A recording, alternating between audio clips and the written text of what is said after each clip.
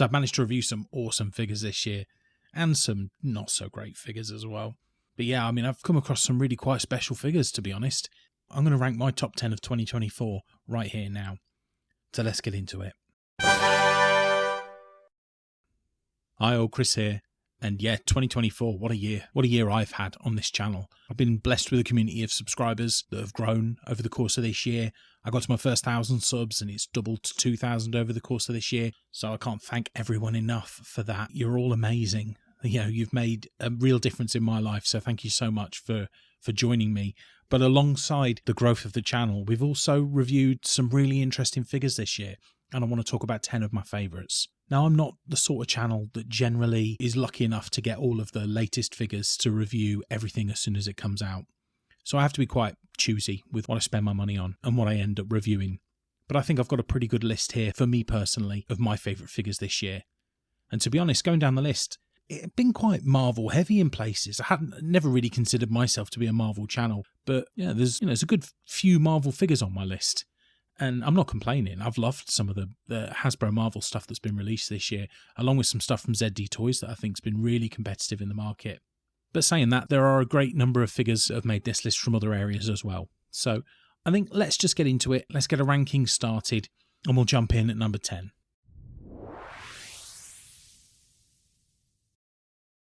So my number 10 is the Morbius figure from the Spider-Man animated series 2-pack with Doctor Strange, a great little retro VHS-inspired pack that came out about July time. Trying to remember. I'm not going to be looking up exact dates, so you'll just have to bear with me. But around July time this year, we got this pack, or at least I did. It was a really interesting double pack because whilst I thought that the Doctor Strange was very disappointing and a bit of a cheap figure from Hasbro's perspective, I really thought this Morbius was excellent. I think that the colour scheme that was used, the face mould was stunning.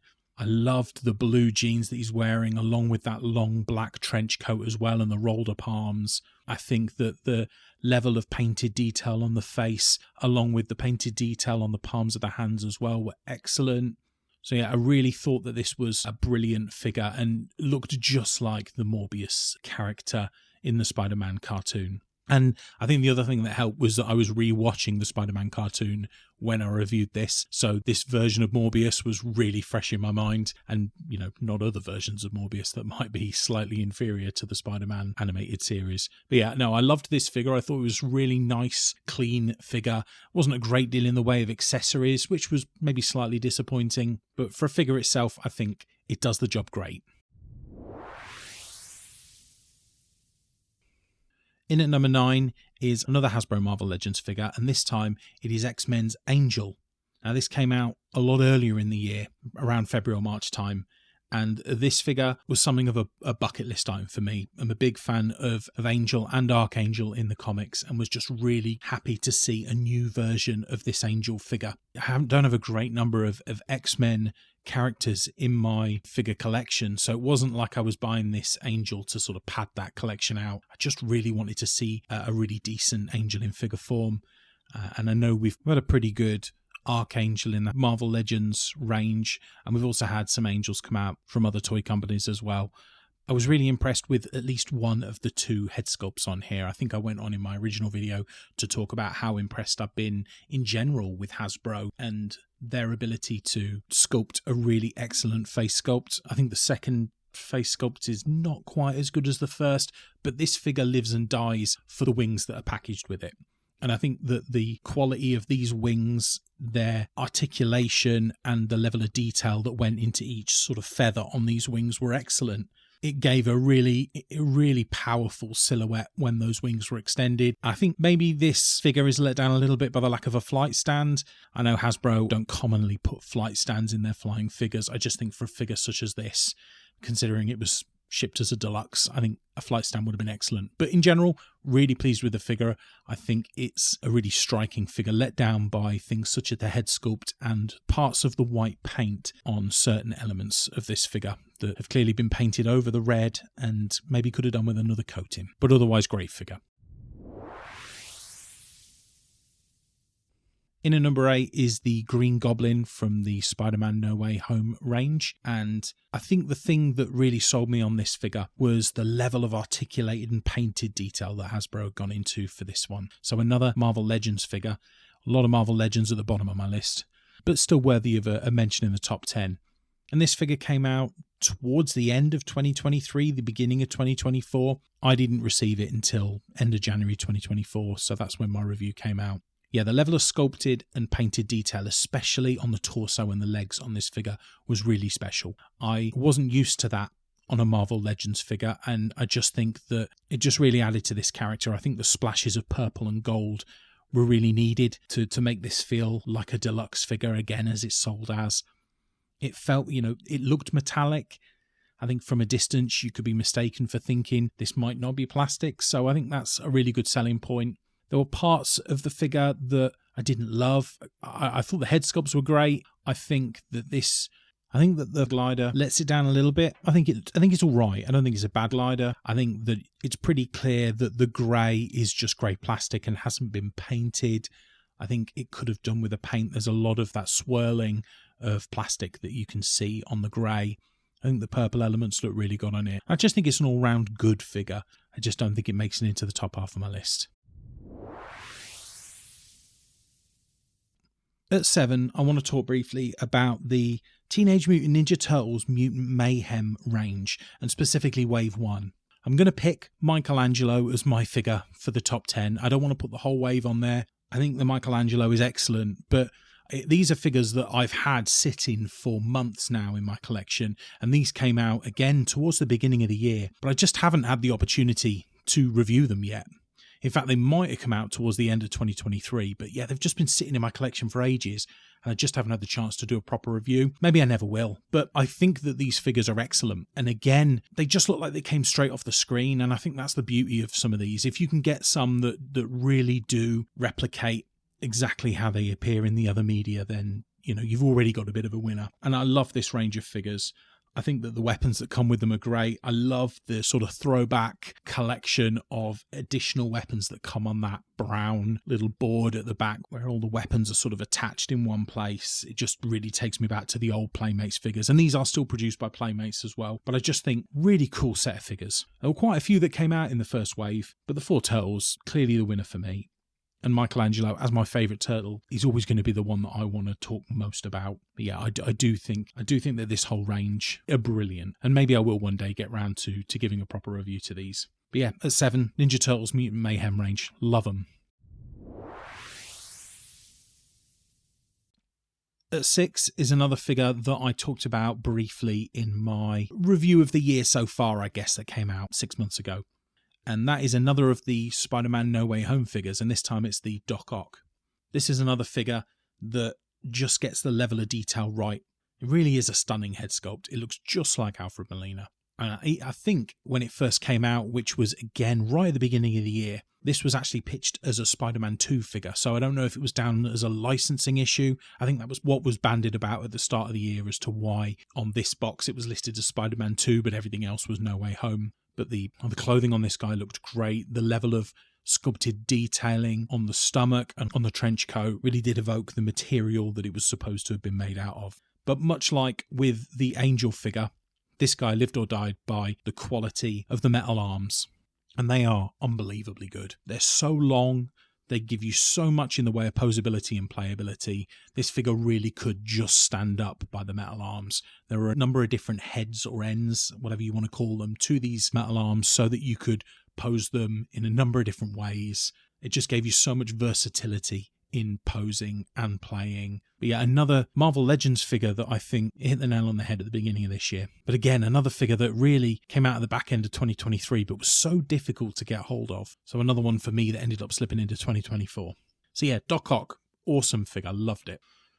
Also, while we're halfway through this list, I'll just take a moment to say, if you're enjoying it, why don't you consider subscribing to the channel for more action figure reviews and news? It'd be lovely to have you here. And also, please consider liking the video as well. It's incredibly helpful. Anyway, back to the list.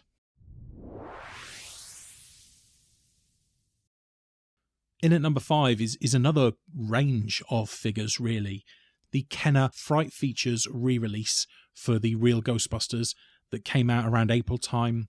These figures look spectacular. They look exactly as they did when they originally came out. The packaging is a really lovingly crafted recreation of those original packages.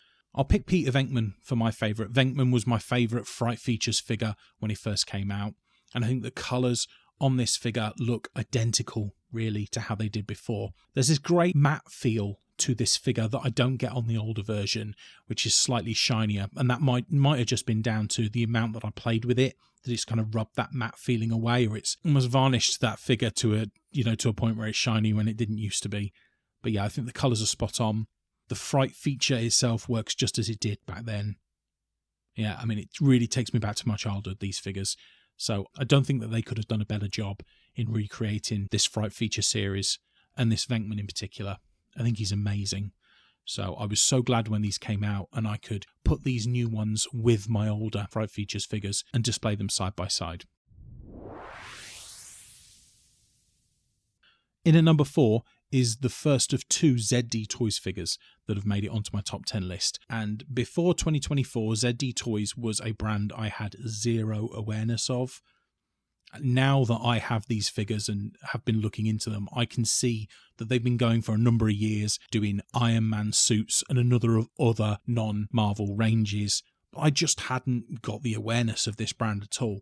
And I have started diving into those Iron Man suits as well, and you can see the reviews that are starting to crop up on my channel where I'm dipping my toe into sort of the wider ZD Toys pool of figures. But I picked up the Wolverine figure along with the Deadpool figure that came out for the new Deadpool and Wolverine movie. And I kind of couldn't believe the level of quality for a figure of this scale. These are 1/10 scale figures, and they came out around about the same time as the movie, probably around, July, August time. But yeah, I thought this Wolverine figure was stunning. I really didn't expect it to be as good as it was. Even down to like the quality of the box that they come in. I feel like they're really premium figures. And from a distance, you can be forgiven, I think, for thinking that they are more premium than they are. They're definitely, when you get up close, you can see that they are a slightly cheaper figure. But I think that they, for the money you pay for them, they do stand up to scrutiny against Hasbro and McFarlane figures of the same sort of price point. The main thing that lets the Wolverine down is I really wish that there'd been a maskless head sculpt, especially considering that he doesn't wear the mask for 85 to 90% of the movie. But I do think that this figure is fantastic. I think the painted and sculpted detail on it is second to none. I really do think that it gives the impression that he's wearing a tactical body armor suit. I think that the claws are good. I don't think the claws are great, but I think with a little bit of heating up, the claws can be straightened out. So I think they're all right, but the articulation on it is great. I really like the scale. I quite like the larger scale, to be honest, like the McFarlane and NECA figures. It's a 1/10 scale as opposed to 1/12, so I do like that. Does mean that it doesn't scale well with my other Marvel figures, but hey ho, you live with that, don't you? But yeah, I think it's a fantastic figure, but not even the best ZD Toys figure that I've reviewed this year. And number 3 is my highest ranked Marvel Legends figure of the year. This is the X-Men Cable figure and the variation of Cable that you see in the Marvel vs. Capcom video game series. And that's why this figure has a slightly more muted blue colour to him. God, I love Cable so much, and I think this figure is phenomenal. I can't get over how much I love this figure, and I really do think it is the perfect recreation of this character. The only thing I really think lets this figure down are the weapons that come with it. I really do think Cable should have at least one big gun, and he only comes with sort of 2 smaller weapons. But I mean, that's such a minor complaint. I think that the sculpted detail, the painted detail on it is impeccable. The head sculpt is unbelievably good, including the yellow glint that comes out of his bionic eye. I think the hair looks brilliant. It's just almost flawless for a Marvel Legends figure. It's stunning. So yeah, I have no real complaints about this Cable. I just love having him on the shelf. I think he looks so good. He came out maybe halfway through the year, part of that Zabu wave, Build-A-Figure wave. So yeah, I just think he's great. And number 2 is the second of the ZD Toys figures from the Deadpool and Wolverine movie release, and that is the Deadpool, surprisingly. I probably won't spend as much time on this one because I think a lot of what I said about the Wolverine can also be attributed to the Deadpool as well. I think this one edges it through little bits like the replaceable eyes. So on this figure, there were 3 sets of eyes that could be interchanged via magnets, and it just gave you the ability to pose this Deadpool character in a number of different ways, and he could emote in a number of different ways, and that's something that you don't get very often on a figure of this scale, the ability to have the same head sculpt but emote him in a number of different ways. I also thought that some of the hands that came with him were incredibly fun. There's just a lot of fun to be had with this character, and I had so much fun posing him. I really like the swords that come with it as well, and the suit just looks immaculate. You know, there's so little that you can say bad about this figure. I think the only thing that lets this figure down is the fact that his handguns were stuck in the holsters. They were just the gun and holster was just a single plastic piece, so the guns weren't removable accessories that he could be posed with. That was a little disappointing, but again, for the price point, you know, you make those trade-offs, don't you? But otherwise, this Deadpool, phenomenal figure. And having the two of them together on the shelf, they just look perfect together. So yeah, really quick rundown on that Deadpool, but as I said, both of those figures almost at the same level. It's very difficult to choose between them. But yeah, Deadpool makes my number 2. And that means that at number 1, slightly different to where I ranked him in my mid-year review, is the SH Figure Arts Indiana Jones. This figure is unbelievable. When I'd spent most of 2023 reviewing the Hasbro Adventure series, I'd come to accept a certain level of quality with a 1/12 scale Indiana Jones figure. But I'd always been left wanting, because I knew that it just wasn't quite as posable as I wanted him, or as detailed, or as well put together. But this SH Figure Arts Indie is just perfect. It's again another figure that technically was released towards the end of October 2023, but I had to get this imported. There was no way I was going to get it in 2023, and it turned up for me in January of 2024 when I was able to review it, and right at the beginning of the year was already my favourite figure. I think I put the Cable ahead of it halfway through the year just because there was a bit of recency bias. I was just riding this wave of how much I love that Cable figure. But this SH Figure Arts Indie, the Raiders of the Lost Ark version, if you need me to be more specific, this Indie is stunning. Even to the point of the quality of the accessories that come with it. The tiny little headpiece of the Staff of Ra, meticulously painted, the golden idol, fertility idol from the beginning of the movie, they both just look brilliant. And when you look at them against, say, the Hasbro version of the fertility idol, there's no comparison. It's just so good in every different way. And the fact that you can adjust this figure so that he can be seen with or without his leather jacket, so you've got that classic indie look with the jacket on, but you can also go for that slightly more relaxed Cairo indie look from the middle of the movie with his jacket off. So many different posability, playability, photography options that you've got with this guy. The head sculpt's easily the best Harrison Ford face sculpt I have ever seen on a figure. And considering Hasbro have had so many opportunities to get a Harrison Ford right with both their Adventure Series and Black Series ranges, this is such a good head sculpt. Especially the smiling sculpt. I can't get over how much I love that lopsided Harrison Ford grin that you get on one of these face sculpts. It's just brilliant. And you've also got a hat on or hat off option, something that you didn't get in the slightly cheaper Hasbro range. I mean, you get what you pay for with the Hasbro. I'm not saying that they were terrible figures, but with a slightly more upmarket figure, you just got more variety. So this is easily my favourite figure of 2024. And that really completes my top 10. So I'd love for you to drop in the comments and let me know what your top 10 is of the year. Also, tell me why I'm wrong. Tell me what should never have made my top 10 list. I'd love to know. And again, kind of just a wrap up for 2024 itself. Thank you to everyone who's subscribed. If you're not subscribed, why not hit that subscribe button and come and join us for 2025? We'd love to have you here. Also, pop a like on the video if you've enjoyed it as well. That's incredibly helpful to me. But yeah, that's my top 10. Be interesting to see what 2025 brings, won't it? I've already got some figures on pre-order. I already know that there's a couple of Marvels in there, some more Indiana Jones. I just think it's the unknown for 2025 that I'm looking forward to. Those little gems that come out of nowhere and just blow you away. Who knows what they'll be? We'll have to wait and see. But yeah, thank you so much for joining me today and for this year. And if you're interested in my videos, why don't you check out my tier list for the entirety of the Indiana Jones Adventure series next? Thank you all. Take care now. Bye-bye.